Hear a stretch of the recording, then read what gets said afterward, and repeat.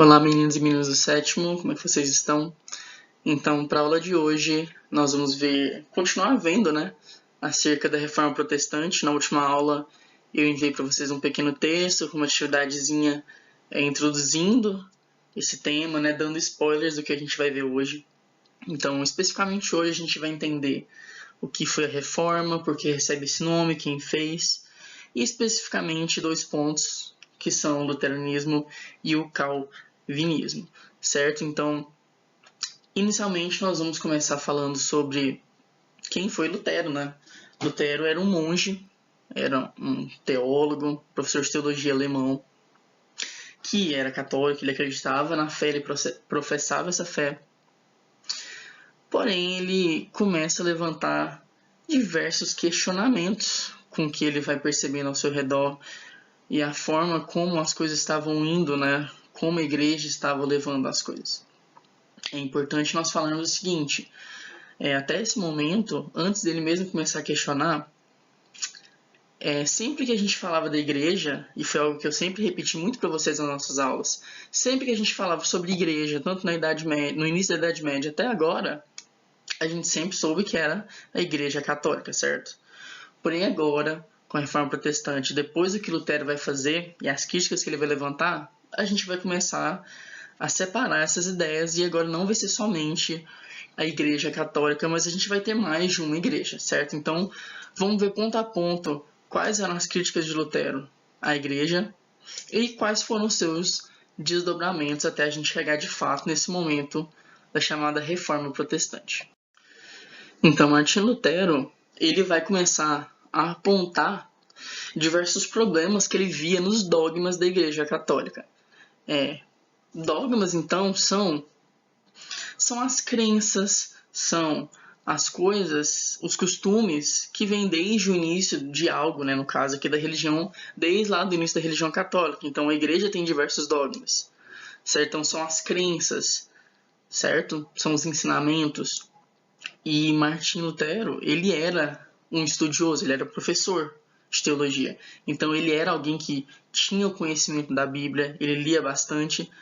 Porém, ele vai começar a questionar diversos pontos. E aí que eu coloquei para vocês, né? Os principais problemas apontados pelos reformadores, porque a igreja mesmo não reconhecia isso como um problema, porque era prática, era dogma, né, da igreja católica. O primeiro é que a crença no purgatório. Então, o purgatório é a ideia daquele lugar que quando a gente morre, a gente vai para um lugar esperando o nosso julgamento. Já eu volto nesse, quando a gente vê sobre as indulgências, eu volto nessa questão da crítica do purgatório. A gente tem a questão da adoração dos santos, porque para Lutero, o único a ser adorado seria o próprio Deus, Criador, né? Então, não teria necessidade de nós termos diversos santos a serem adorados. Então, para ele, isso era de fato um problema. Então, ele, mais uma vez, começaria a questionar. Nós vamos ter também algo que eu enviei no texto para vocês, que é a questão da venda de relíquias. Quando eu falo relíquias, não é simplesmente algo muito caro, algo de ouro, de prata, enfim, algo que vale valor em dinheiro de fato.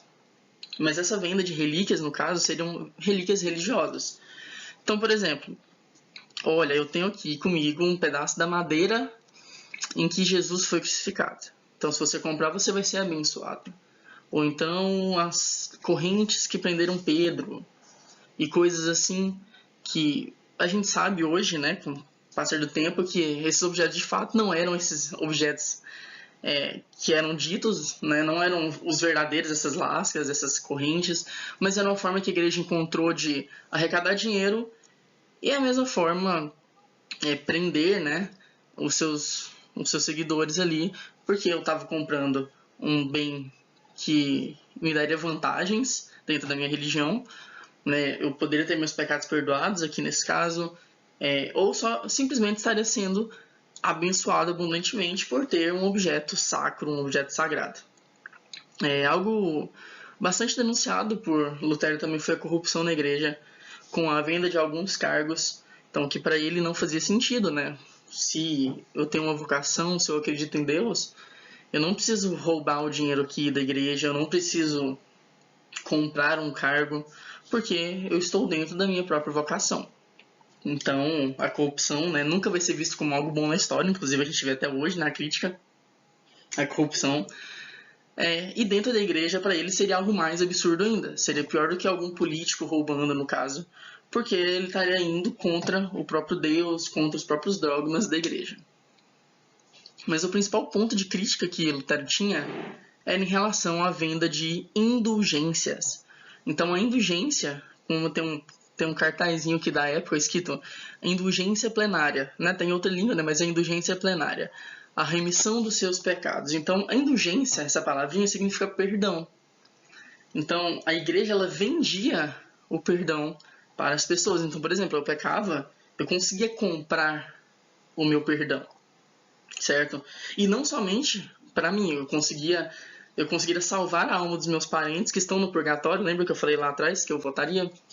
Então, por exemplo, se eu tenho algum parente que morreu e, sei lá, ele morreu com um pecado, não pediu perdão por seus pecados, eu poderia muito bem ir lá, comprar o perdão para ele, né? Então eu teria uma série de coisas para fazer, né? Rezar tantas Ave Marias, subir as escadas de joelhos rezando o Pai Nosso, e essa alma sairia do purgatório e iria diretamente para o céu, certo? Então, essa ideia de vender o perdão também era algo que, aos olhos de Lutero, né, se a gente for pensar racionalmente hoje em dia também, era algo muito absurdo, né? Então, se dentro da própria religião, você vender o perdão e não sendo algo de fato divino, não sendo o perdão de Deus, mas o homem vendendo o perdão de Deus, não parecia algo muito coerente. Porém, era uma prática muito comum naquele momento. Inclusive, eu já deixo aqui a recomendação para vocês procurarem um filme sobre Lutero, bastante interessante, tem no YouTube, tem versões mais curtas, mais longas. Eu vou deixar, inclusive, aqui no comentário desse vídeo no YouTube para vocês, se vocês quiserem assistir. Ele é um pouco longo, é antigo, mas vocês vão conseguir perceber muito bem, principalmente esse ponto dessas críticas que Lutero tinha, certo?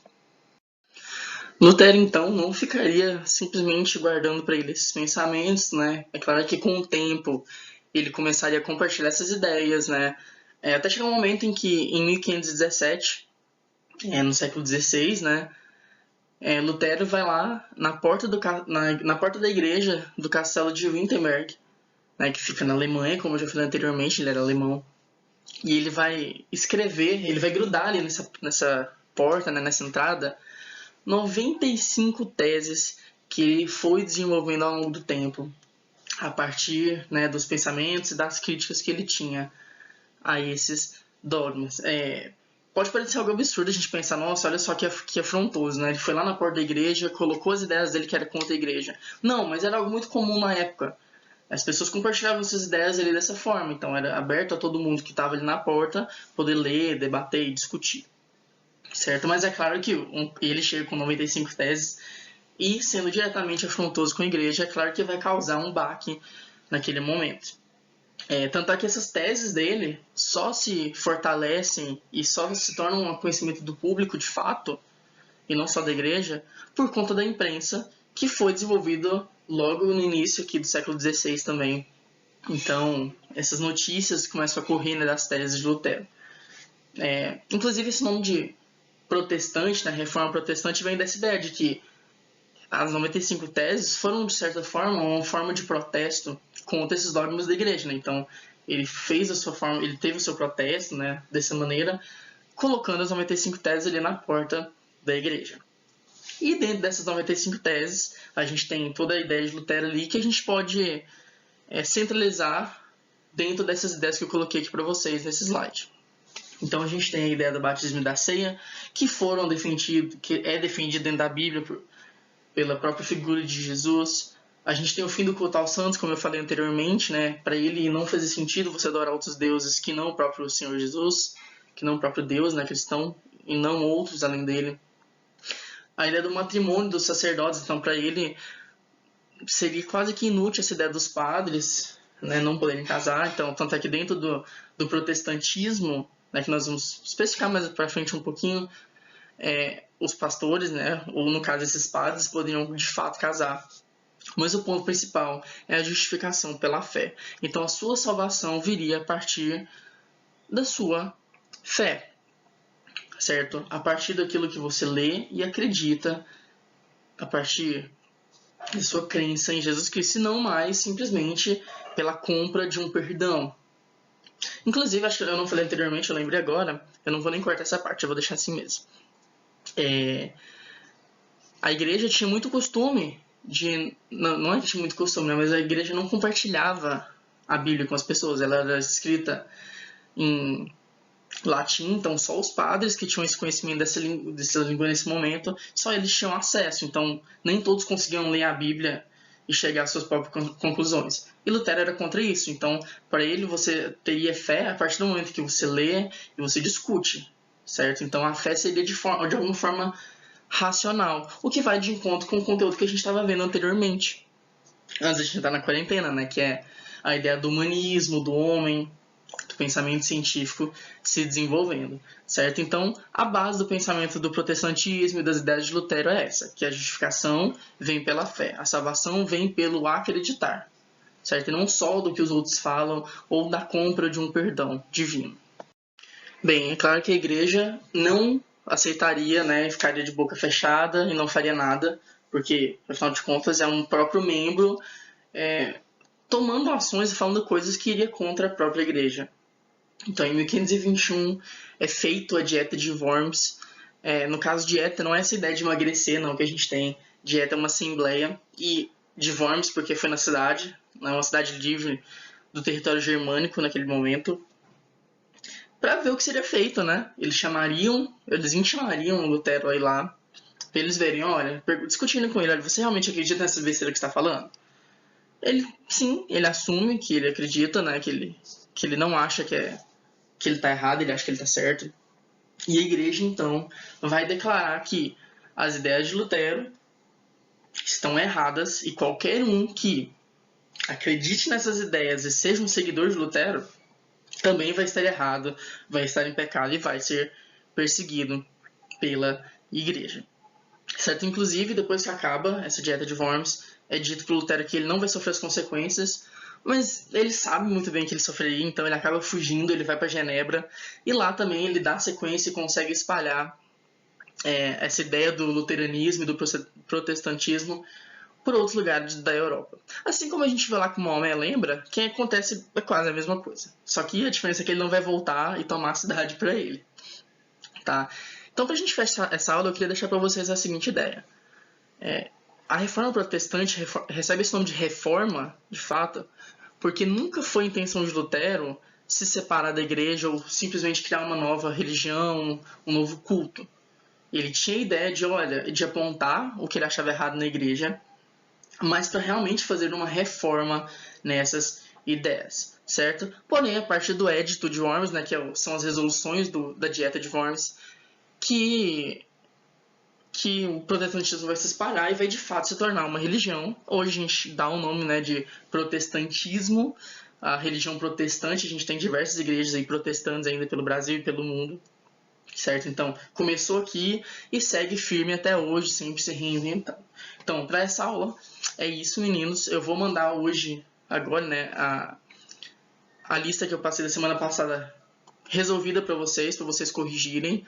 Então, assistam essa aula quantas vezes for necessário para vocês entenderem o conteúdo. Se tiver com dúvida, me manda e-mail, manda mensagem, direct no Instagram, o que for. Só não pode ficar com dúvida, certo? Então, na próxima aula, a gente vê os desdobramentos do luteranismo e das outras ideias que se surgem, outras religiões que vão acabar surgindo a partir da reforma protestante. Então, até mais e tchau, tchau.